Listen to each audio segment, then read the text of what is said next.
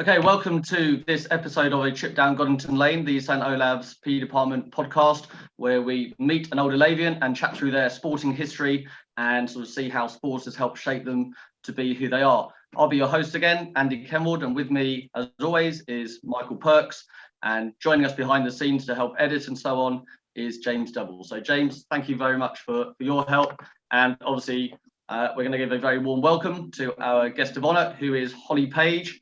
Holly left a few years ago now. She's in her third year studying up at the University of Edinburgh. And given as you're going to hear that she's into her running, I suppose is a very bland way of putting it, but into her running, is appropriately studying environmental studies. So Holly, you are indeed very welcome. Holly, I'm going to run through a list of your achievements, not to embarrass you at all. I know you're a very modest person, but just to give everyone a sort of flavour of your achievements. So in 2018, Holly won the English Schools Cross Country Championships. In the same year, she also competed in the World Junior Championships for the 3,000 metre steeplechase. The following year, in 2019, she was first at the English National Under-20 Championships for the 3,000 metre steeplechase, and third at the British University Championships for the 2,000 metre steeplechase. Then came ninth at the European Junior Championships, and also that year was ranked number one for the 3,000 metre steeplechase in the under-20 age group. Holly, that's outstanding achievements, and congratulations on them. You must hear that back with a lot of pride, and only you will know really just how much work went into achieving those. But perhaps during the course of this evening, we can sort of try and unearth a little bit about your sporting journey and how you reach such dizzy heights, and indeed how you're sort of hoping that's going to shape your future and your future ambitions in the sports, and also a little bit about how it's helped you become who you are. So thanks for joining us. Now, let's be honest, middle long distance running isn't for everyone. So no. How you got into it in the first place? What was the spark that got you into running?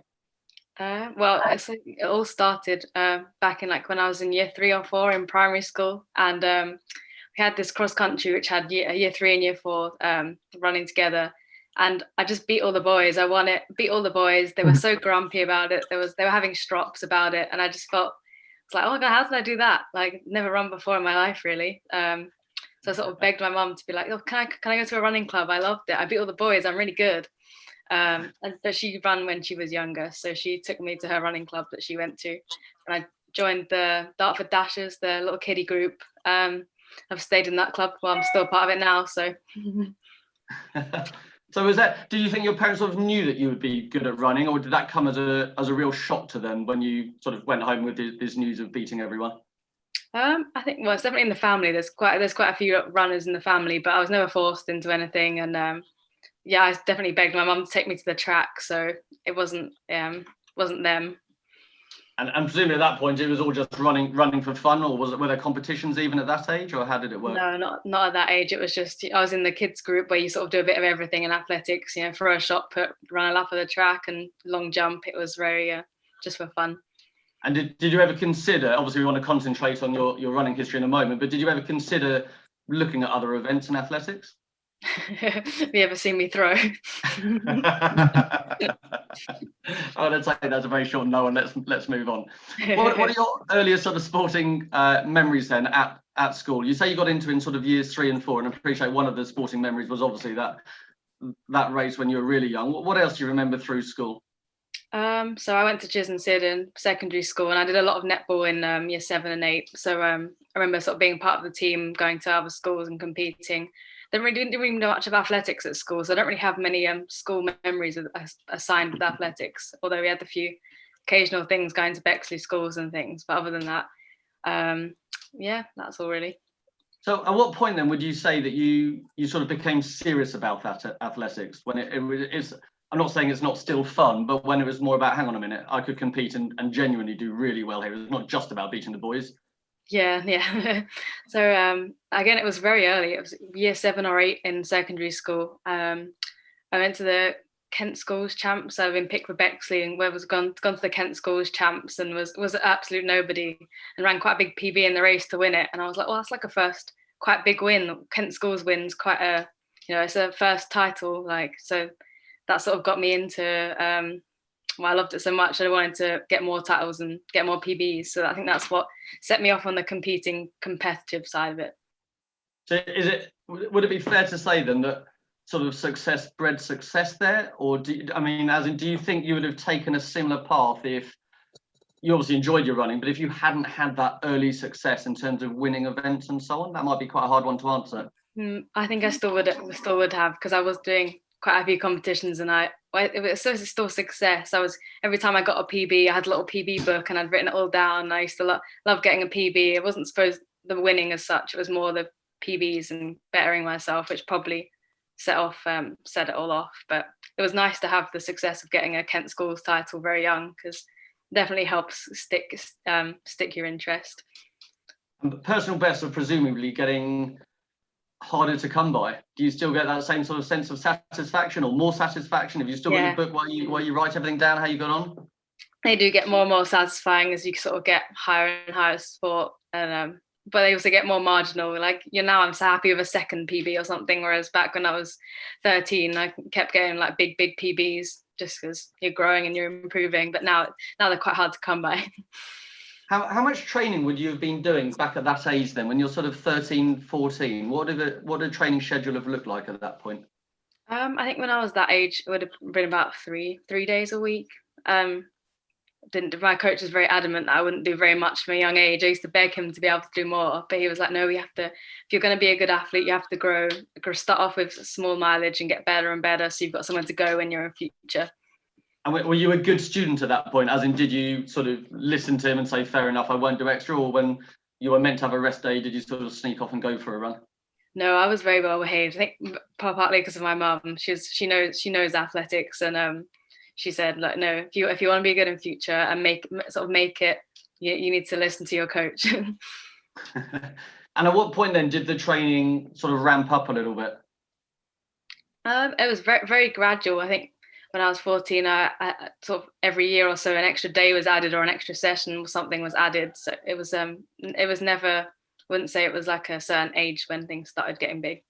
Okay, that's interesting to hear that approach. There's obviously a very sort of athlete-centered approach of making sure your welfare was well taken care of. Is that how it felt to you at the time? It did. And looking back now, I think it's the reason I don't really get injured that much. I mean, a lot of people who just sort of come into it late or just start doing it, they're always getting injured. But I think my body's quite well acclimatized to doing that. So I'm quite grateful my coach is so caring, because you do hear a lot of stories about other coaches that aren't. So yeah, no, exactly right. I can see the relevance of that and the importance of that. When you came to St. Olaf's then in the sixth form, that's obviously quite a big jump to move to a new school in the sixth form. Then you've got all this training, and you've obviously got the academic work to do. How did you manage your time? Was that easy for you, or was that a real challenge? It was definitely harder in the sixth form than it had been through lower secondary school. I suppose I used to list everything out that I had to do and would just somehow squish it into the day. I think that's what I used to do: prioritize the list and then sort of squish it into the day. I do remember I used to get work done first, and then would go training. So I just used to sort of never really had any free time during the sixth form. But yeah. Do you regret that a little bit, or is that something you're quite comfortable with because actually you knew what the trade-off would be? Yeah, no, I knew exactly what I was doing during sixth form, so it wasn't like I was being made to do anything. No, I wouldn't trade that in for anything now, really. No, I had quite a successful year 13, so definitely reap the benefits. And how would training look now then, compared with how it was? So what would be a typical week for you now that you're at university? So Monday I'd normally have a gym session and a easy run, and then Tuesday I'd have one of my biggest sessions of the week. Probably get to like 10k of volume, mixed like either on the track or on the roads. Wednesday's a recovery day, which is like a 10k easy jog. Then Thursday would be a sort of smaller session, often speed work or hurdle work, or just sort of a steady-ish run. Friday's always rest day. Don't do anything on a Friday. Saturday would be another track session. So Tuesday and Saturdays are sort of the big session days, and then you have a long run on a Sunday. So that's what I would normally comes to between 40 and 50 miles in a week. Okay, and who decides what you do? Do you have quite an input, or is that all coach led? How's it sort of determined what you're going to do? Though it is coach led. I've got a coach up here in Edinburgh, and I still speak to my coach back home. I'm really close with him. But I get a big say in what I do, because I sort of believe that listening to my body is sort of the best way to determine what I do. If I need a rest day, I'm going to take it. That's my approach. And which day is your favourite day? Do you sort of really? I appreciate you might have said a rest day, but in terms of the training, which day would you say is the one that you sort of really look forward to the most? Probably a Sunday, because the long run, I normally just like, at the moment you can run with one person or whatever have you, just pick a long run route to and just faff and jog around and chat. That's interesting you say, because I was going to ask a little bit about that, particularly in the current situation with COVID and the fact that you presumably it's a relatively isolating situation for runners anyway because of the nature of the activity. But did you before this enjoy running as groups? Did you train as a group, or have you always trained alone? How does that work for you? We've got very lucky. I've got a lovely group back home which I train with back in Bexley. And up here, there's a really good, the uni's associated with sort of Scottish Endurance Academy, and there's a lot of really good girls and boys in Edinburgh. So we always train together, which was so lovely. You'd have like loads of people at the track running together, jumping in on each other's sessions and sort of pushing each other along. But none of that over the last few months. But they did allow us to keep running in pairs over most of lockdown. So, you just alternate friends. But now we've just had the great news that we can run back in groups of 15. So that opens up some training. And that's presumably the irony of it in a way, isn't it? Because lots of it is sort of about the individual as an event, but actually a lot of the training is presumably quite a social side of it that you really appreciate and enjoy as well. Is that fair to say? Yeah, I think most of my friends at uni are runners, and I train with them, and we do other stuff outside of that in normal times. So it's definitely missing that in lockdown. I think we just need to, for everyone listening, because I know we had a very brief chat off air sort of thing before this, that when you say you go for a gentle run, people are probably thinking about what they might do as a gentle jog and so on. And I think you said, so today was a gentle jog day after a gym session, and that was that 7 miles at 7-minute miles, or have I got that slightly wrong? Have I missed no, that's right. It was about 50-minute run for a 7 miler, so that's about 12k. I'm sure anyone who's been out there running will be thinking, okay, if that's your gentle jog, it sort of puts a little bit in perspective for us. Can I ask a bit about nutrition and what you might sort of eat as a staple meal to energize, to refuel, how that works? Yeah, so I'm veggie. That's nothing to do with running, that's personal choice. But I think my staple diet is pesto pasta. That's normally at least one of my meals a day, if not 2. And how many meals would you eat a day? Do you still just stay on 3 meals, or do you have to eat more and more regularly? Depends on the training day. I often have four meals on some of the big days, like Tuesday or Saturday, when I've got a big session. Sometimes that's midday. Just try and get as much food as I can, and 4 meals, sometimes 5 if it's been a big session. It's not unheard of. One of the things I imagine that does put people off running a little bit is that potential isolation. I understand, there is a social side to it as well. There are lots of running clubs. So near the school at OLAPS, there's Orpington Road Runners. I'm sure there's plenty all over the place, and that's really important. But for some people, there will be a sense that they want to go out and run on their own. When you run on your own, do you listen to music, listen to podcasts, or do you not like that interference and that distraction? No, I love running with music in.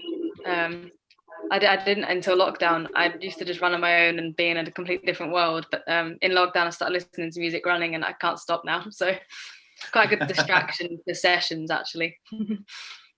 Yeah, this is where you're meant to jump in with you listen to podcasts as well, Holly, and in particular. Oh yeah, I'll listen to this on my run tomorrow. There you go. We spoke a little bit as well. We're just sort of edging into talking about some technology. Does technology play a big part in your training and what you do, or an increasing amount or a lesser amount? How does it impact? I wouldn't say that much, other than my Garmin and then resultant Strava file, and sharing runs. I don't know if you've heard of Strava, but yeah, you can monitor your run and you can see where your friends have been. Other than that, I wouldn't say I use that much technology for running. Do other people who you run with, do they sort of feel, from the sounds of it, then you run a bit more on feel, as it were, and some people I know like to run and they like to know their heart rate all the time and their power rate and so on. Is that a conscious decision you've made not to engage with that? No, I don't engage in any of that. But I do have friends who do sessions based. They have their heart rate monitor on and they run until their heart rate reaches 180 or whatever, and then they sit at that pace. But I'm definitely a run on feel kind of runner. Okay. And has your coach ever suggested that I don't know, you're obviously at a university of Edinburgh, well, I'm sure they have plenty of technology that could test various things that would help. I'm just interested, sort of thing. Is that the way it's going, or is it still if you don't want to engage in that sort of science aspect of it, the technological aspect of it, you're given complete autonomy just to do what suits you as an athlete? Yeah, no, I don't. No coaches force it. I know my coach at home is he really I think that's why I have that idea to run sort of naturally to feel, because I think that's his view of it. There's not many of my friends I run with would stick to heart rate. It's only a few. So I don't think the pros massively do that. It's very much choice, I think, and depending on the coach you have. And Holly, on this point, I'm really interested to see the connection which you have with your coaches. You obviously trust your coach, or both coaches, which you have in Edinburgh and back home, immensely. What is it? I'm just curious to know what makes a really good athletics coach. Just someone who takes your body into account, and someone you could tell anything to. I mean, not many male coaches you talk about periods to and stuff, but both of my coaches I would. You gotta sort of just know that you can open up to them about anything, and they know that they'd listen and take everything into account. I think that's the big thing. And would you say that that's a relationship of trust, which has been built up over a period of time? You've obviously only been at university for 3 years, but you sound like you're really comfortable in their presence and working with them. Is that something which has been built up over time? Definitely. Yeah. I think I've definitely told more things to my coach back home, who I've been with for over 10 years now. But yeah, it's definitely built up over time. When I first moved to uni, I was quite scared of the coach. But the more I spoke to him, and sort of developed trust with him, definitely. I'm curious to know, with your ambitions for the future, first of all, what are they? So obviously you've got another year of university. Well, you've got this third year, you've got the fourth year of university coming, which will obviously be pretty intense from an academic perspective. But if we're going to take a 5-10 year view into the future, where do you see yourself going, and where do you see yourself going down with the athletics over that period of time?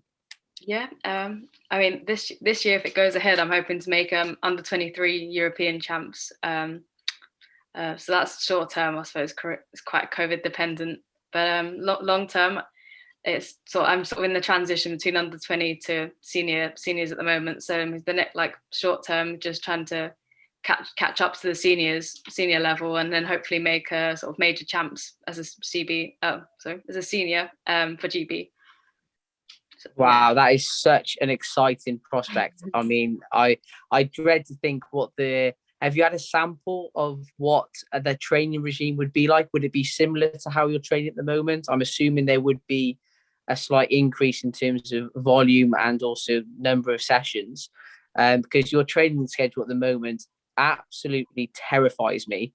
I don't think I've ever run more than 7 miles in my life, let alone as an easy jog or as a hard jog. It absolutely petrifies me. But in terms of, have you had a little sample of what that would look like if you were to train at that level? Yeah, I would. Well, I think it's just your mileage that goes up. The actual volume of the number of sessions, that I don't think that changes. You always need a recovery day after a session, and that's that. But the sessions would get longer, and the easy runs would get longer to improve your anaerobic or aerobic fitness. Yeah. So it's things just get harder. And is that an exciting prospect, a daunting prospect? How are you with challenges? No, quite an exciting challenge actually. No, I'm looking forward to it, and I think I'm slowly building up to it. So mileage is still slowly going up every training block. So it doesn't feel like too much of a scary change. I'm buzzing on this call, and I just think that's such an exciting prospect to watch your career unfold over the next couple of years. It's really exciting.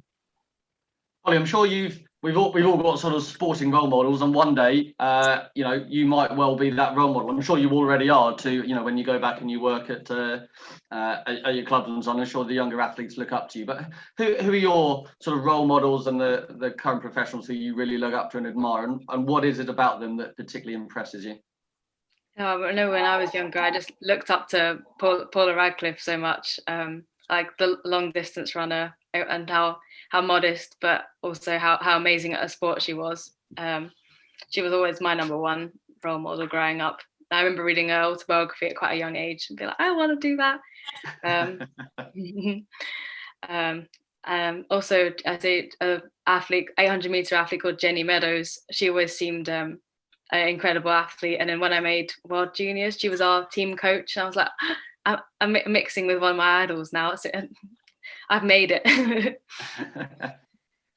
just want to listen a bit how to get to the level that you've obviously had a lot of success, and it's easier once you've had success for it to sort of spur you on to the next challenge, I suppose. The question I've got, and what would be really interesting to hear about, is I'm sure along the way as well, there's been heartache and disappointment and frustration. How have you dealt with that? What's your sort of coping mechanism? We've had a lot of those. I think every time that happens, I often sit with my coach from home. We've had a lot of meetings after a race hasn't gone well. Just have to pick apart why it's not gone well, and that's using those things to sort of work out how to sort of avoid them in future. Speaking to other people with their experiences. Sometimes it's easy things that could be corrected so easily.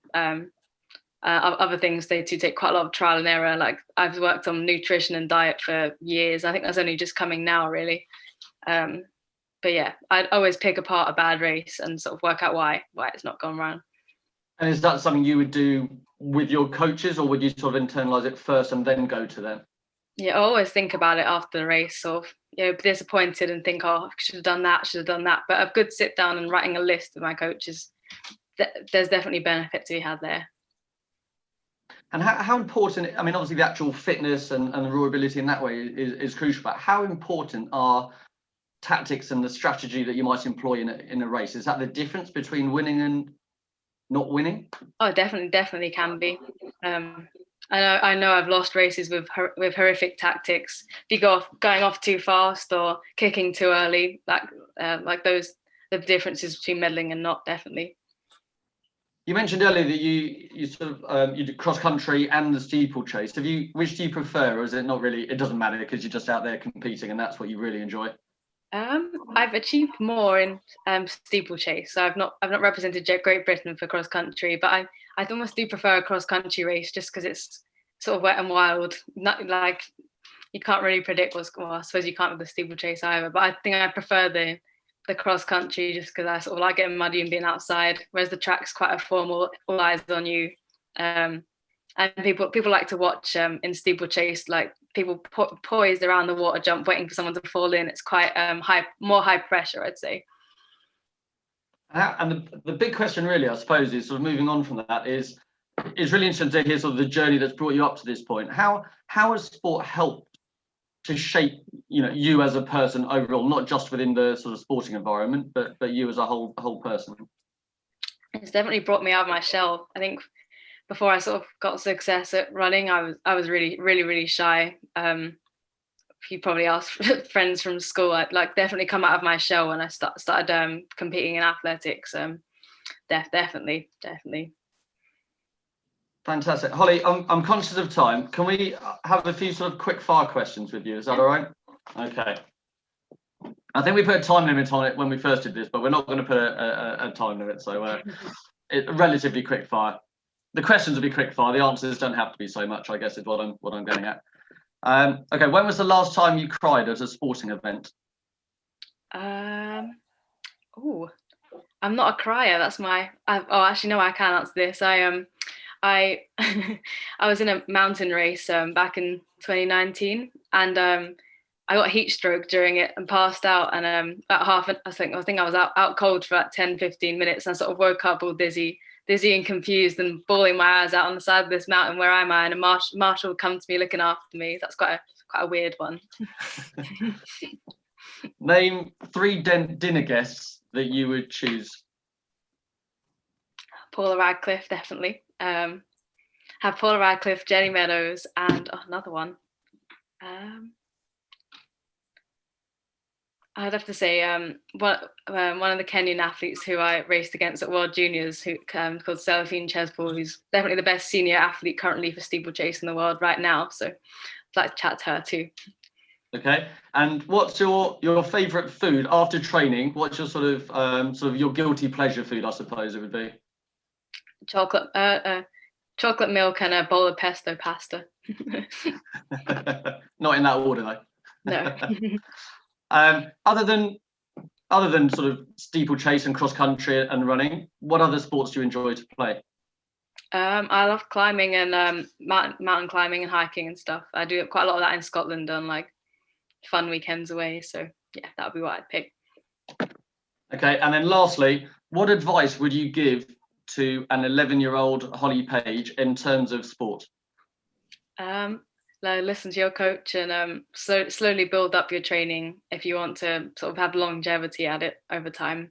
So yeah, don't get too eager, eat lots, and just sort of keep sticking at it and don't get like put off by the disappointment. Holly, that's been such a fun sort of half hour, 40 minutes for us. We've learned a lot. I'm definitely looking forward to sort of re-listening to this one to hear what you have to say again. But thank you for taking a trip down Goddington Lane. We've really enjoyed your company, and yeah, I hope everyone out there sort of really appreciates and wishes you well for the future. We've heard a bit about your ambitions, so we look forward to hearing from you. Please do keep in touch and let us know how you're getting on. Thanks for having me. It's been an absolute pleasure, Holly. Thank you very much.